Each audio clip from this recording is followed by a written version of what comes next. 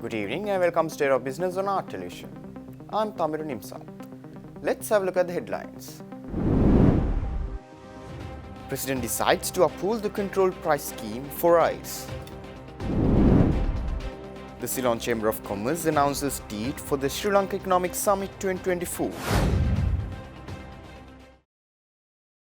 News in detail. President Anukumar Dissanayake reiterated that the controlled price of rice will remain unchanged as he emphasized the importance of maintaining price stability for this essential commodity. The President said this speaking during a discussion with rice millers and officials from the Department of Agriculture at the Presidential Secretariat recently.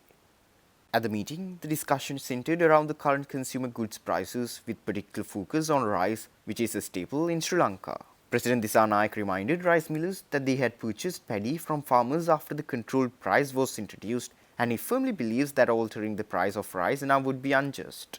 The President also called for the creation of a formal mechanism to ensure that farmers receive a fair price for their produce while consumers are able to purchase rice at an affordable rate. He pointed out that the price of rice has been artificially inflated due to inadequate enforcement of controlled pricing in the past.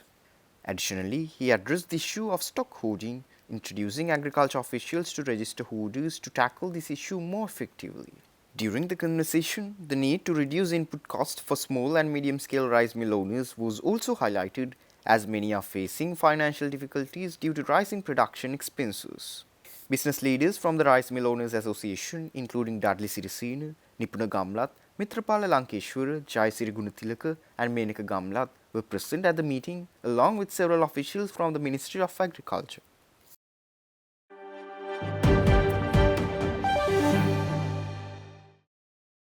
Secretary to the President of Sri Lanka, Dr. Nandika Kumar Nayaka, held two meetings aimed at strengthening Sri Lanka's diplomatic and economic relations with the global superpowers, China and India. The Secretary to the President met with Deputy Mission Chief of the Chinese Embassy, Zhu Yangwei, and the Indian High Commissioner to Sri Lanka, Santosh Jha, at the Presidential Secretariat recently. Their discussion with Deputy Chief of the Chinese Embassy, Zhu Yangwei, centered around deepening bilateral cooperation between Sri Lanka and China, with a focus on enhancing social, cultural and economic ties. Both sides acknowledged the importance of the long-standing friendship between the two nations and emphasized mutual respect as a key foundation for future cooperation. This meeting with the Indian High Commissioner focused on resolving the ongoing fishing disputes in the Northern Sea, with both parties stressing the need for a long-term solution that balances the interests of fishermen from both nations. They also reviewed the status of Indian-funded projects in Sri Lanka, discussed challenges and highlighted the importance of accelerating the completion of projects financed through the Indian loans to ensure timely delivery.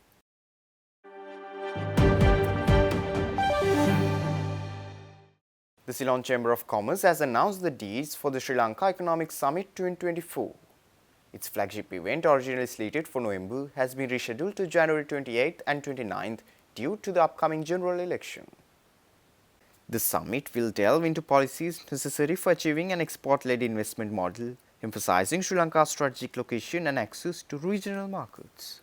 Key discussions will focus on essential domestic reforms and unlocking the potential of vital export sectors. Breakout sessions will explore tourism, agriculture and value-added manufacturing as drivers of economic revival. This event is expected to provide valuable insights to help stakeholders understand the key elements of economic stability, equipping them to participate in shaping Sri Lanka's future through informed decision-making.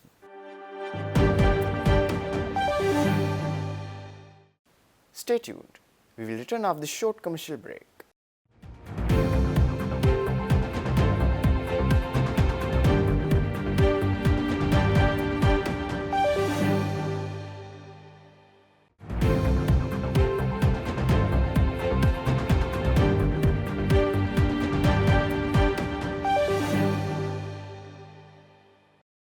Welcome back after the break.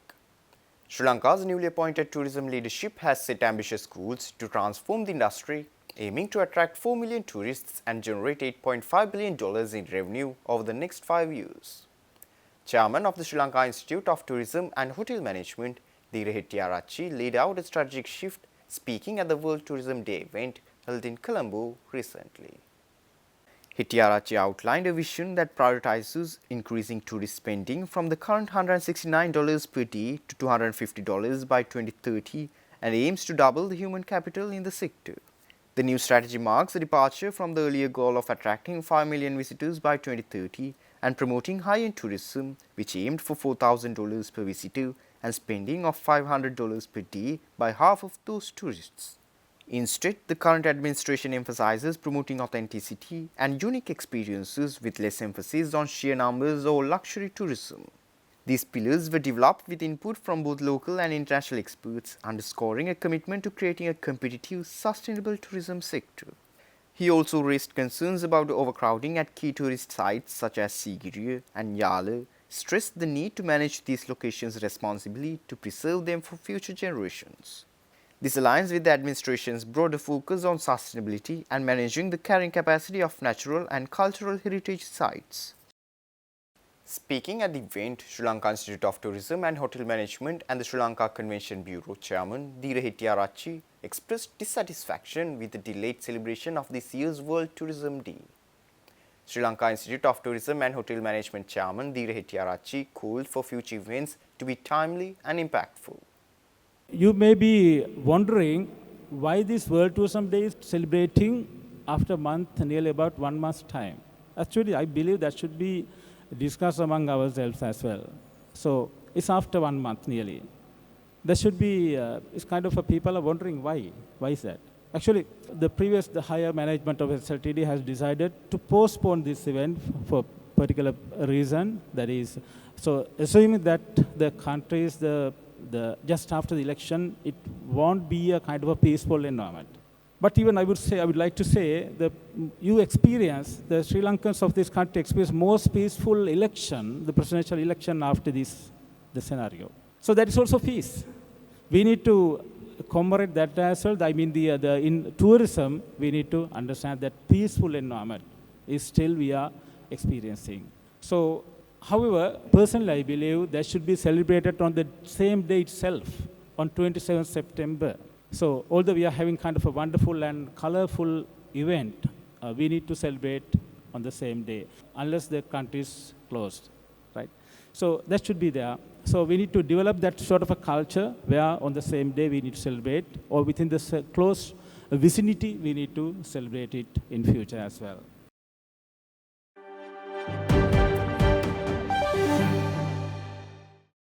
The Sri Lanka USA Business Council of the Ceylon Chamber of Commerce has appointed Charitra Hettiarachchi as president for the next year at its 8th annual general meeting held in Colombo recently. US Ambassador to Sri Lanka Julie J. Chang was the chief guest at the event. In her address, Ambassador Chang highlighted key joint initiatives over the past year, including visa programs, human trafficking awareness, and trade opportunities for women entrepreneurs. Ambassador Chang also urged business leaders to actively back transparency, anti-corruption measures, and ongoing economic reforms which are vital for the nation's stability and prosperity. President Charitra Hettiarachchi, in his remarks, acknowledged the Council's accomplishments over the past year and extended a warm welcome to Ambassador Chang. He highlighted SLUSABC's key initiatives such as sessions on US visitor visas, participation in the Select USA Investment Summit, and raising awareness on human trafficking.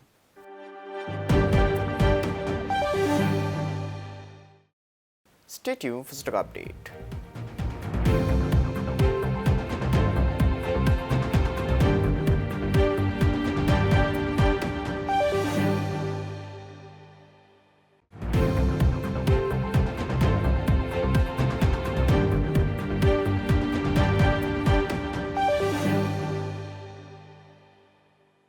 Trading at Colombo Stock Exchange ended on positive notes today. The All Share Price Index gained by 116.05 points to close at 12,473.5, and the S&P SL20 gained by 68.71 points to close at 3,720.3. The turnover was 4.7 billion rupees and 124 million shares were traded. Up next are Forex rates.